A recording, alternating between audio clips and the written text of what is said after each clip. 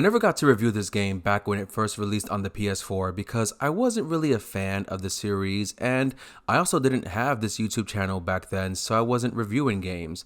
I also did not get the chance to review Horizon Forbidden West, the sequel of this game, which was bundled with my PS5, and don't get me wrong, I love Horizon Forbidden West, but by the time I got it, it was already almost a year past its release date, and I also spent a lot, and I mean a lot of time completing Horizon Forbidden West. I took my time with it, and I enjoyed most of the roughly 100-hour playtime I put into the game. So now that Horizon Zero Dawn has a remaster, I purchased a used copy of the game from GameStop around $20 or so, and I paid the $10 upgrade fee, which saved me roughly $25 or so from buying a brand new copy.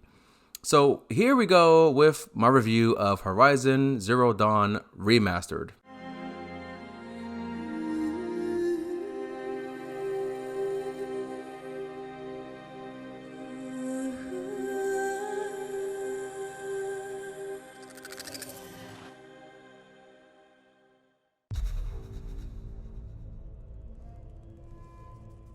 Now, back on the PS4, I felt that this game looked amazing, but it was very challenging, and it did have a bit of a crappy checkpoint system from what I experienced. And what I basically mean by that is I would die from whatever task I am on, and I would respawn, losing almost an hour of progress, and it was really frustrating. This game, compared to Forbidden West in terms of difficulty, kind of reminds me of Jak 2 compared to Jak 3, just not as much of a difficulty spike or difficulty range that we see in Jak 2 and Jak 3. And considering that I played Jak 3 before Jak 2, ironically, I ended up finishing Forbidden West before attempting Zero Dawn on a second playthrough. And I have basically no memory of my time on Zero Dawn when I first played it. But I do feel that finishing Forbidden West did help me feel a bit more prepared to play the slightly more challenging previous game, the first one. So as you may know, in Horizon Zero Dawn, you do play as Aloy, a Outlander warrior who is in a post-apocalyptic world and was born with no mother and went through a process called the Proving, I believe it was called, to essentially prove herself to the tribe and be welcomed as one of the members. And she essentially rises to a rank of Seeker very quickly. A Seeker is a ranked member of the tribe with the permission to explore any and every location, no questions asked. Summon him. I need to speak to him. Ha! I doubt that Aaron, the new captain of the Vanguard, a man in grief, is going to waste his time on a grimy outlander. Aloy! Hey, you're alive! I thought you were dead. Make way, make way! All the way to Meridian just to see me? Have you been drinking? Not really. A little. So, you're alive. We should celebrate. The drink's on me! We need to talk, alone, and you need to pull it together. Over there. So you approve? Of course I approve. From now on, she may come and go from this city as she pleases. Now, upon competing in the trial, Aloy, along with the other participants, are essentially attacked by a cult known as the Shadow Carja, who not only want to kill Aloy, but also learned an ability on how to corrupt machines to do their bidding. The Shadow Carja are also looking to revive ancient machines, and let me tell you, these ancient machines are no pushover. Aloy is also on a journey to learn the truth of her birth and track down essentially what she believes to be her birth mother. She believes to have this kind of connection to a scientist from the old world known as Elizabeth Sobek. Or don't sign, and I will make sure they and everyone else on this planet knows the real cause of the glitch. Jesus, Liz. You don't have to threaten me. And along her journey, she encounters a mysterious man by the name of Silence, portrayed by the late Lance Reddick. Now, with the aid or possibly betrayal of Silence, they discovered that in the previous time, the time of the future, so to speak, the machines were basically built highly advanced enough, and they gained self-awareness, which led them to go from protecting mankind to now exterminating mankind. You need to get a grip on yourself and start thinking straight. Only then will you see just how big your problems really are. Now, the game can be very challenging, as I mentioned before, especially if you plan to just run into combat with no strategy except for a hack and slash. And this is not really a hack and slash type of game. You do have a wide range of weapons and tools that you would need to craft or buy and equip to your arsenal to be successful in combat. There are some minor options and specs designated for specific builds, such as a stealth build, for example, which is what I primarily focused on so far. And I found that a stealth build is very effective for most encounters, especially against human enemies, as you can do stealth kills on any enemy close by when you're hiding in tall grass. You can do an attack called a attack from above, similar to Batman in the Arkham games when you're on top of one of the gargoyles. Your bow and arrow is also essential for you to remain stealthy, as it is a quiet and long-range attack you can use. But don't expect to get headshot instant kills. Unfortunately, you would need a specific bow and a difference between your level and the enemy level to get those headshots. It was a function that I did not agree with back when I first played the game, and it's one of those things that caused me to give up on it. Yes, there is a light and heavy melee attack option, but it's really only meant for those quick thinking moments or to do some critical attack on a downed machine just to deal massive damage. Heavy attack also has an upgrade to detach armor and various parts from the machines, which will also deal massive damage to help you take down these much more stronger machines. But again, it's really like a last minute attack, so to speak. You really should rely on various long range weapons like the bow and arrows, slings to throw different types of explosives, as well as trip casters and harpoons just to knock down your enemy or tie down an enemy machine. Weapons can hold various elements such as fire, ice, explosive, poison, and acid, just to name a few. Now, each machine does have a weakness to some elements as well as a strength to others. For example, a machine could be weak against fire attacks, but will get stronger if you attack them with an electric attack or ice, just depending on the element that will boost their strengths. Now, my understanding and attention to Forbidden West helped me be prepared for Zero Dawn with this mechanic, as I was able to understand more clearly the element system, if you will. And I find myself actually performing much better in Zero Dawn this time around than I did when I last previously played the game. Now, I don't use traps as often, but they can be very helpful, especially when using stealth and trying to take down much more stronger machines. At least in Forbidden West, I was able to take down something as powerful as a Thunderjaw with these various traps and just retreating to stealth, making sure that the machine doesn't locate me and just destroy me with a couple of attacks. Now, you do have an in-game item called a focus, kind of like your futuristic Google Glass if Google Glass didn't fail, and it's basically your main function to succeed here. It can show you the path that a machine will walk on a programmed route, if you will.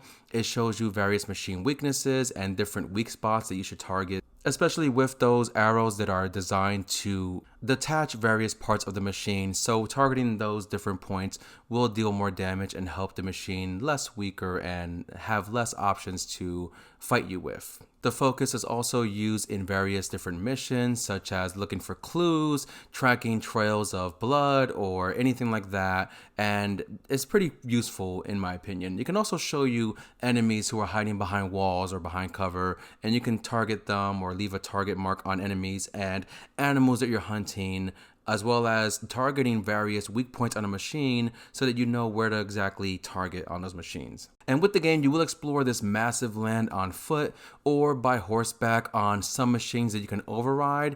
The map has various towns and settlements with various merchants that you can trade with, and you can buy and sell different resources and treasures, as well as the map having various camping spots that will act as your save system as well as your fast travel system, given that you have a fast travel pack. When it comes to saving, you can do a quick save or a manual save. Be sure to do that as often as you can so you don't lose any progress. Now, the world does have various types of environments, such as ruined buildings from the ancient times, as the characters call it. You have different forests with open fields and grass and plants. You have deserts, you have snowy mountains, as well as various lakes and rivers that you can explore throughout this map.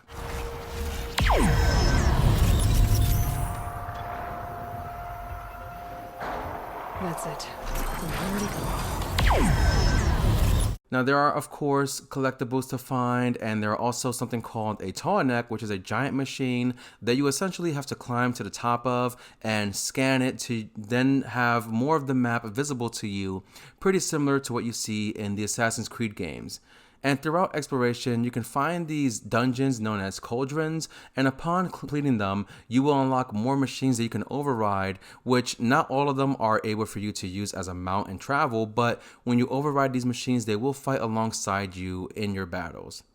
Now, you do have your main missions as well as your various side missions that you can take on to help various people in the world, and you would want to take on these side missions and activities like the cauldrons or even the hunting grounds, because not only will it show you new tricks that you can do in combat, not only will it help you unlock new different items and weapons to use, but it will also help you gain more experience points so you can level up and then have skill points to unlock new skills that you will need to be successful in this game.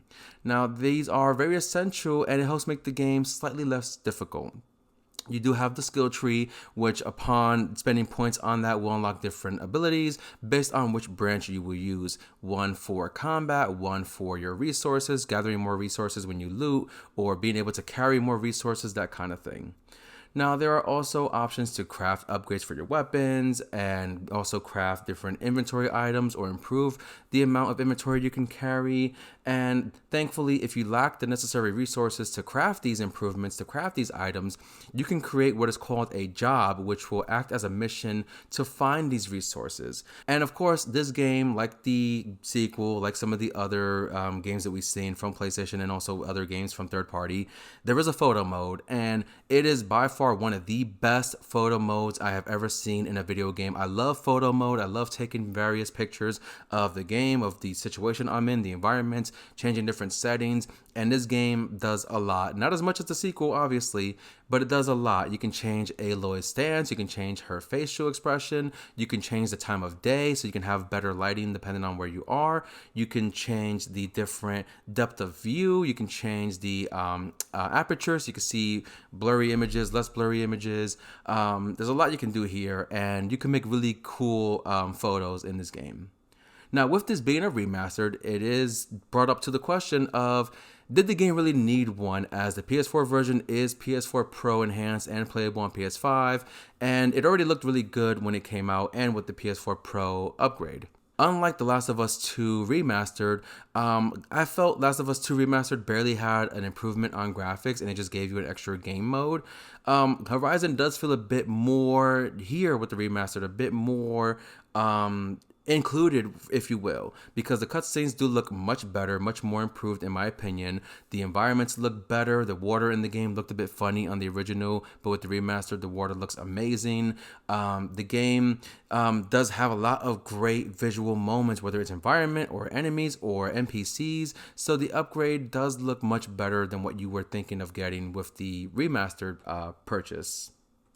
And I would hope that the remaster would be a significant upgrade to visuals and performance, because it was actually a 85 gigabyte install size. So it has to be significant, right?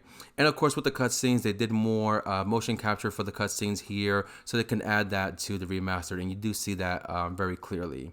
Now, I was hoping that they would add a new game mode feature similar to Last of Us 2 having the roguelike mode, but nothing new here. You do get the DLC if you have the complete edition, but aside from that, you're just getting improved performance and visuals, that kind of thing. I essentially went for the balanced visual mode because it made the game look less cartoonish and a bit more vibrant and great, but also helped the game run very smoothly and not on a lower than 60 frame per second type of thing.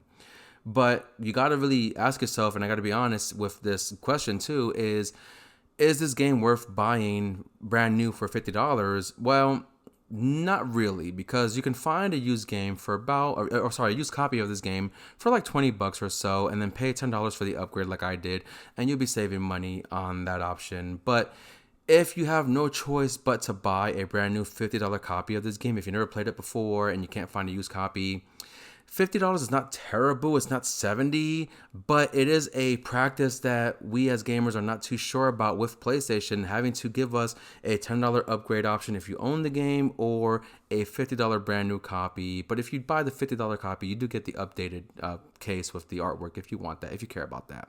But if you're someone who don't care about visuals or graphics, and the performance is fine with you, and you just want to play the game, experience the story, if you can find a PS4 copy, then by all means, check Amazon, check your local GameStop. Maybe you could find a copy. It is an incredibly fun game. It is well worth your time. And I hated the game when I first played it a few years back, and I've had a change of heart. I like the game. I love the game. I understand the game much more now. I understand the mechanics. I have a lot of fun. I'm basically engaged in the story, and I want to see what happens at the end of this game. And if you are someone who can get the upgrade for $10, why not? If you have to buy the $50 copy and that's your only option, you're still gonna have a fun game and a fun time here. And that's what I can honestly say about the game. So that's my review for Horizon Zero Dawn Remastered. Let me know in the comments what you think, and don't forget to like, comment, and subscribe. And also be sure to save your progress in this game, because you might lose more progress than you think you will, like I did back in the day. But thanks for watching. Have a good one. Bye for now. Oh!